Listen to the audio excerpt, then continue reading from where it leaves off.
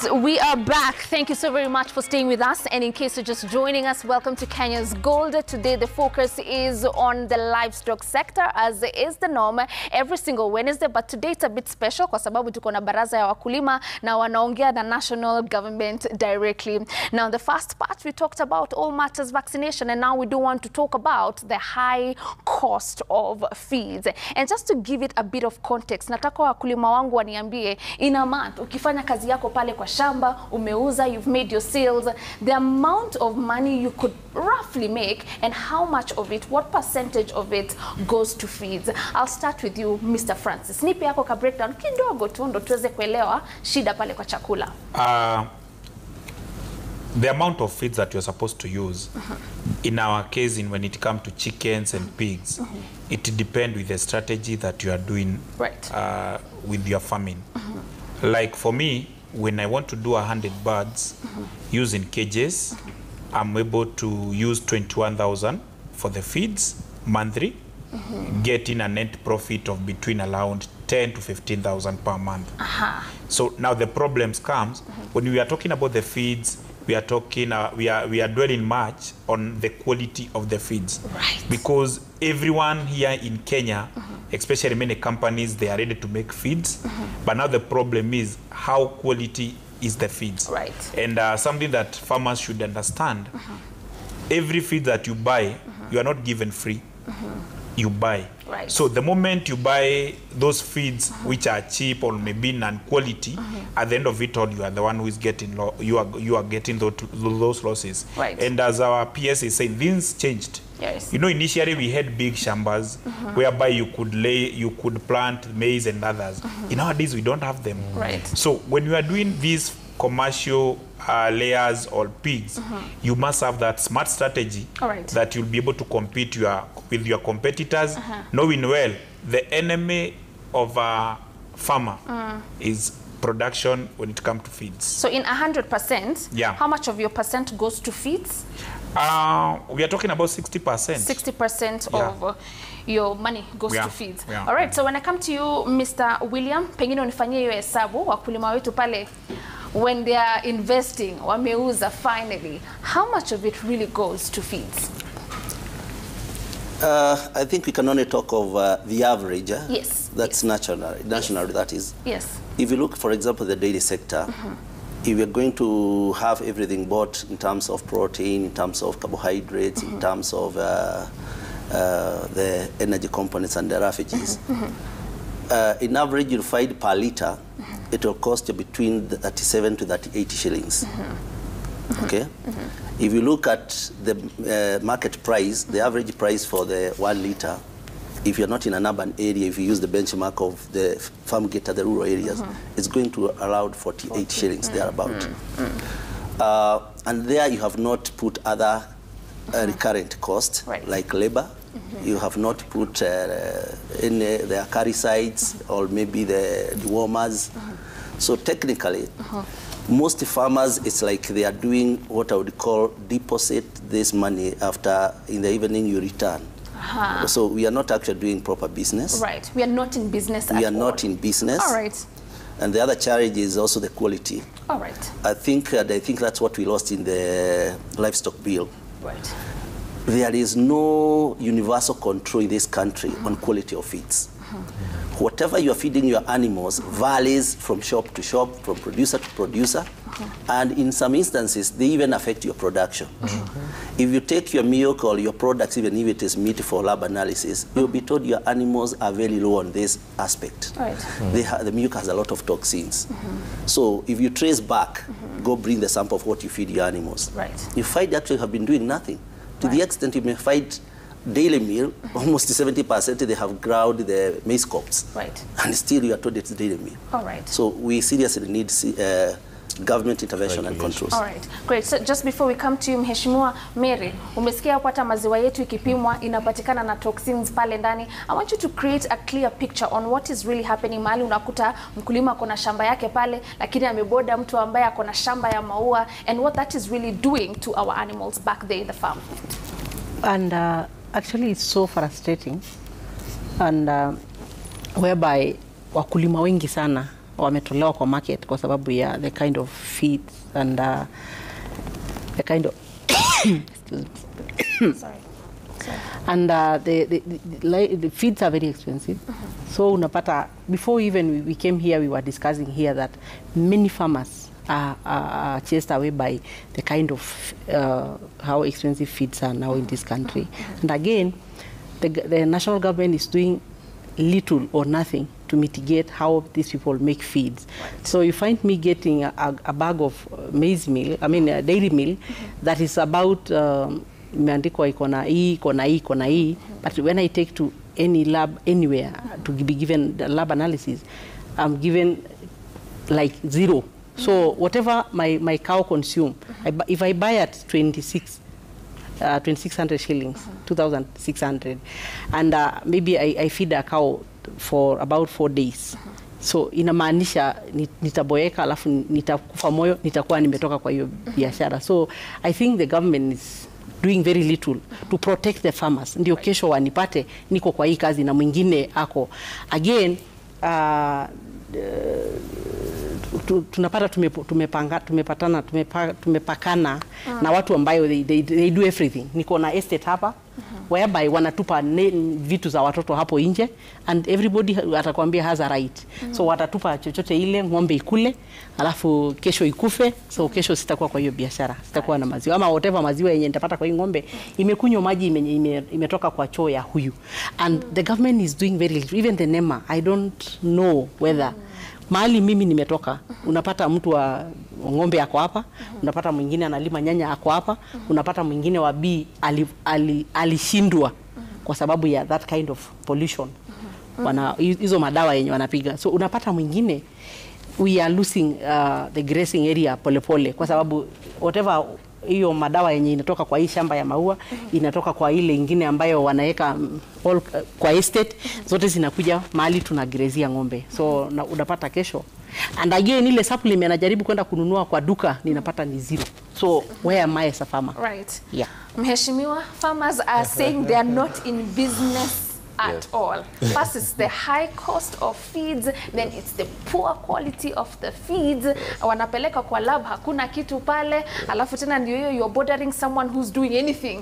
Your animal anaenda nakula diaper pale, maziwa inatoka inakuwa vile inataka. So what are we doing to help with the issue on feeds when it comes to our farmers? I think the farmers are spot on. They are completely right. Maybe I might start with the issue of high cost of feed. It's become too much for the farmers. That one, we are finding that the farmers can't even compete, especially poultry, dairy, and fish. The cost of production is just too high. It's because of what Francis was saying. We don't do large-scale commercialization of feed anymore.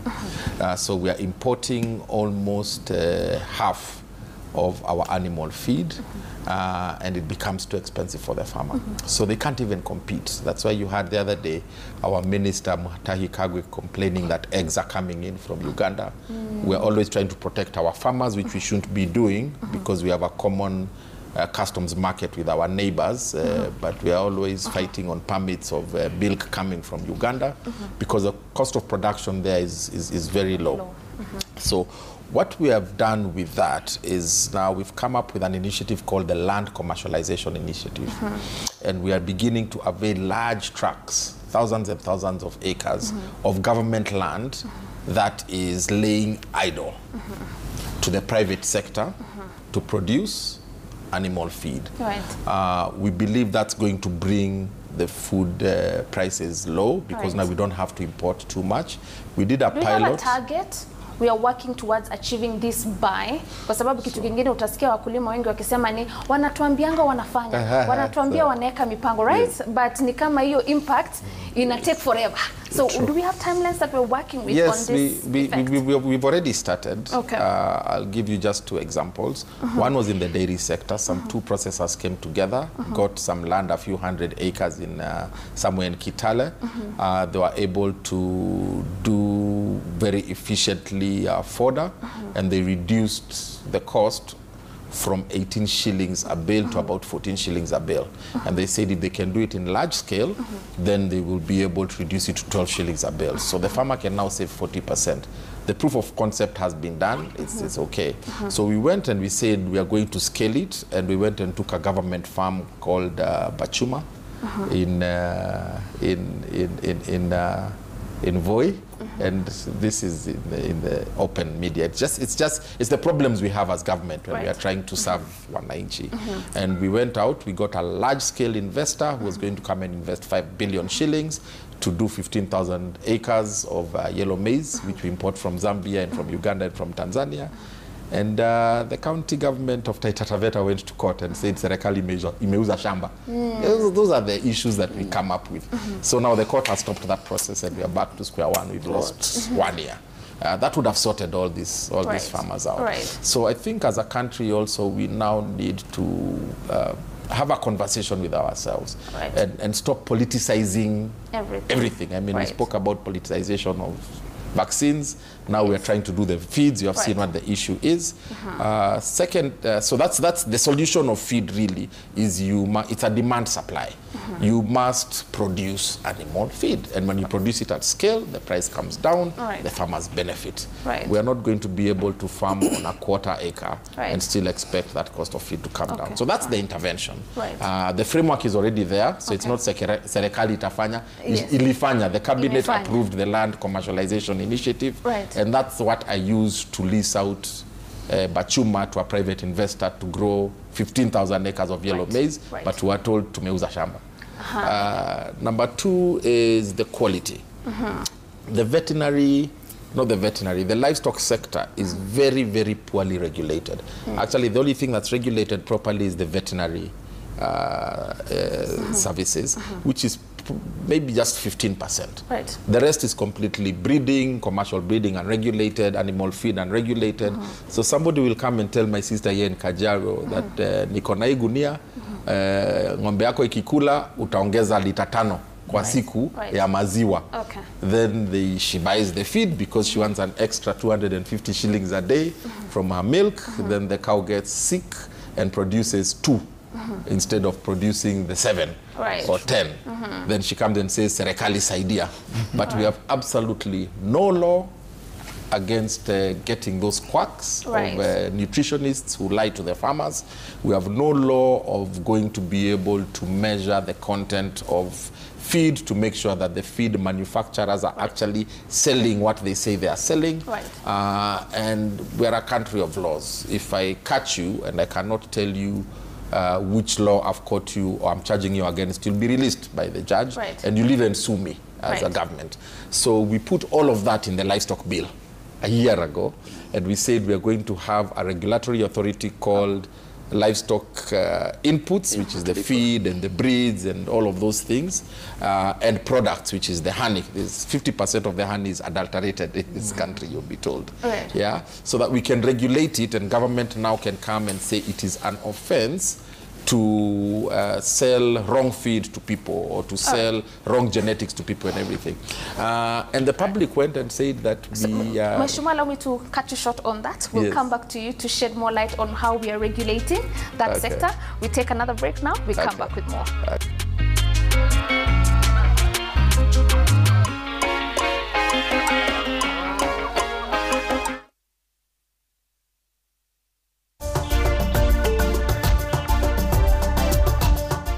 Baadhi ya mbinu hizi zilitumika baadaye kuhalilisha hatua ya serikali kuwakamata, kuwateka nyara na kuwaua waandamanaji maarufu wa maandamano. Kampuni za mawasiliano zashtumiwa kwa kutoa data zilizotumiwa kuwakamata na kuwatisha wanaharakati na waandamanaji. My brother was tortured. Alikuwa tied kwa mikono, miguu. Alikuwa amefungwa mdomo. Alikuwa na blood all over the body. Uchunguzi waanzishwa kuhusiana na mauaji ya mhudumu wa bodaboda aliyepatikana ameuawa kinyama mtaani South B. The two candidates in this matter are responsible for the violence witnessed in Kasipul constituency. IBC yawatoza Philip Aroko na Boyd Were faini ya shilingi milioni 1 kila mmoja kufuatia kampeni za vurugu Kasipul. Kwenye kilimo biashara wiki hii, tunaangazia teknolojia ya ukuzaji wa mihogo bila kutumia mchanga.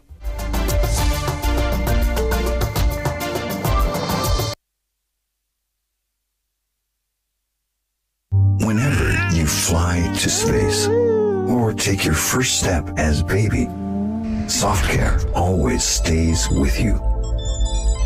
New SoftCare Space Series is rooted from space technology. Keeps you dry and comfortable for 12 hours long. Offers you the most effective protection during your space journey. SoftCare. Protect your leap.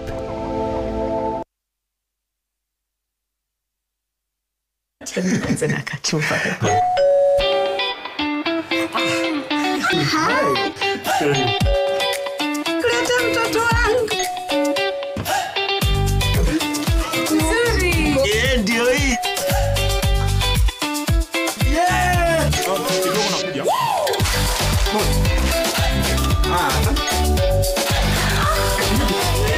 Welcome neighbors Kikwetu to your home this year. Tunasherehekea customers wetu Kikwetu kila siku. Life is about building benchmarks to remember. Our steel isn't just about strength. It's about resilience. We're building a legacy. Our mark isn't just in the buildings we build.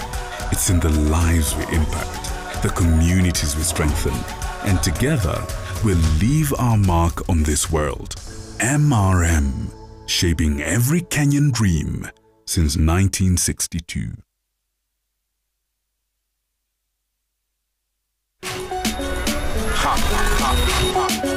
Skia, ni juicy. Flavor zote tamu tena fruity.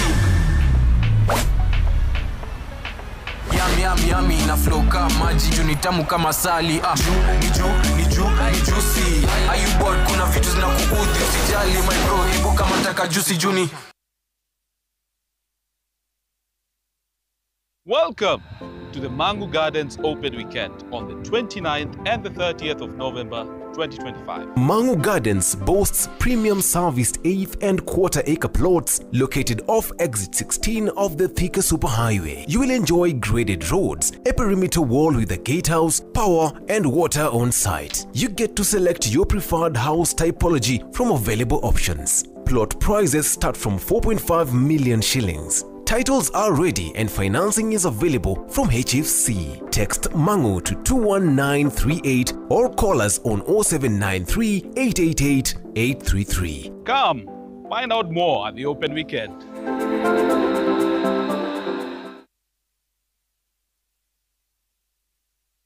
It's Yes Number on November Nakafu! Yes! Day 20 of daily crazy offers! Yes!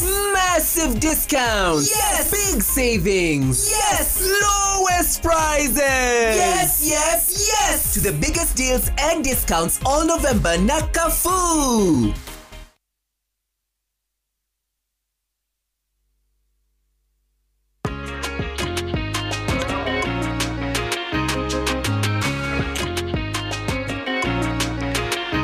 We are back still here with our fantastic panel talking about all matters livestock sector. And now, given where we are, tulikuwa tunaongelelea what is happening in the poultry sector, and now, Mr. Francis, we have a deficit of about 5 billion eggs. We are producing only 4 billion and the national demand is at 9 billion. Mayai imepotelea wapi, and what's the way forward? That is true. I like talking the truth. Like in my group today, there is someone who was willing to get 6,000 trays. Believe it or not, amepata tray 800 pekee. So the demand iko juu, and the reason why it is because of that issue. First of all, the issue of production. Our farmers are not well enlightened on how they can be able to do farming in a digital way. They are doing in the other analog way. By the end of it all, even if we are challenging our government when it comes to the issue of feeds, in the same time they are ready to buy the feeds, but they buy non-quality, and also on the same time unapata hiyo chakula inapotea sana wakati wenye analima. What we are advocating and also we are requesting our government, we don't need eggs from other country.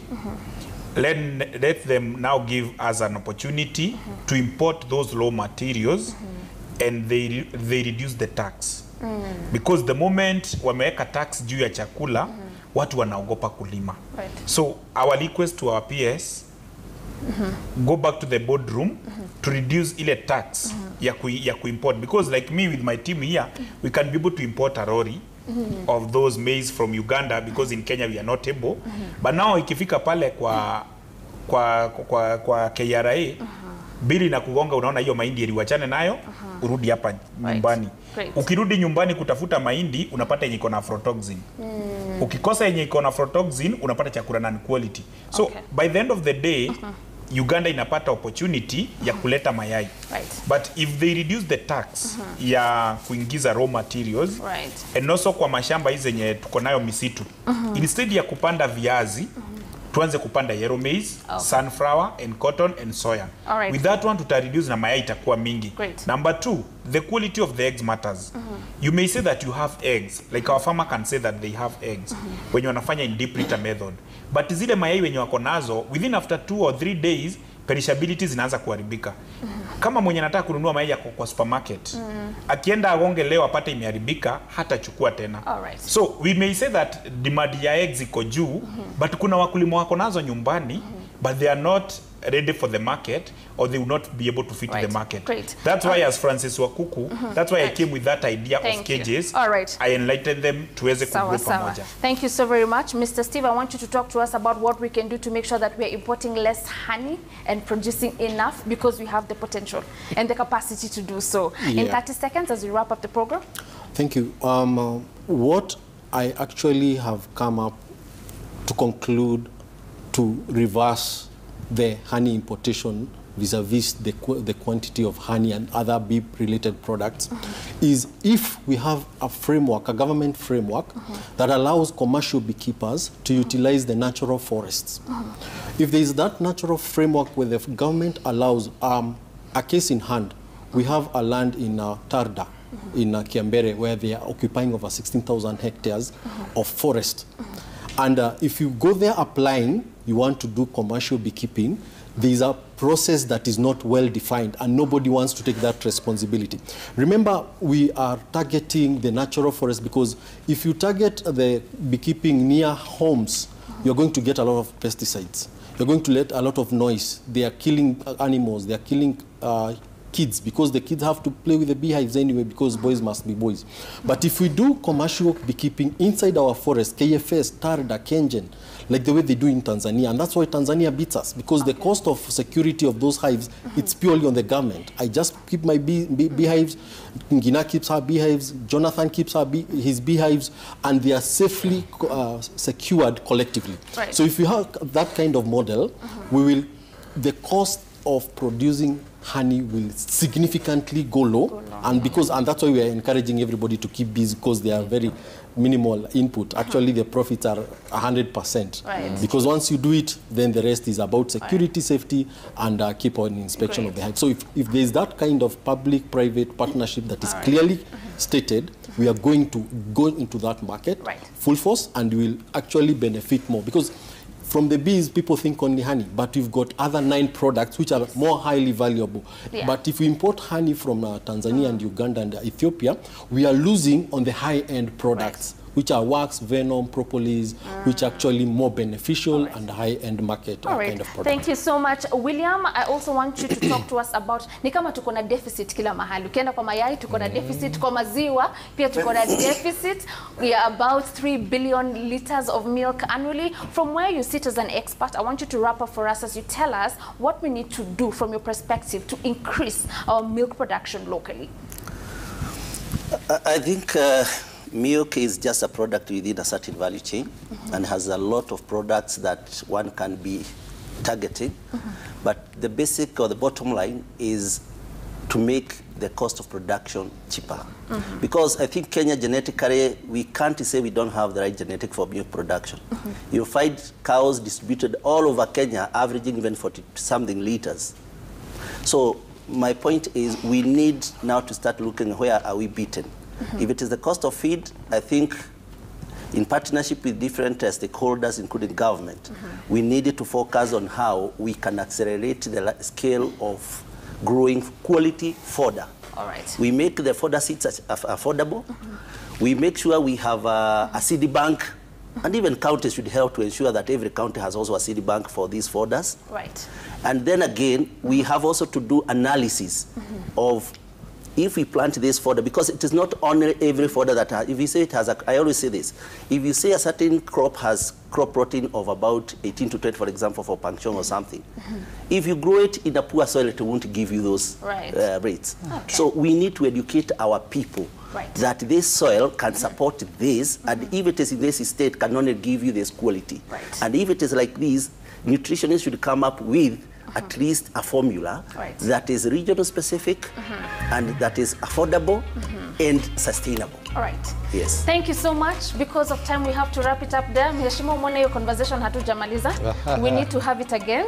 But thank you so very much for being with us here today together with our farmers to address matters livestock sector and what we need to do to make sure that we have improved it. Asanteni sana for being with us here today. And here on the program, we promise you that every single day of the week, we'll make sure that we are bringing matters agriculture in this room for conversations in order to make sure that we are thriving in the agricultural sector. Thank you so much for watching. My name is Violet Sengena. Goodbye for now.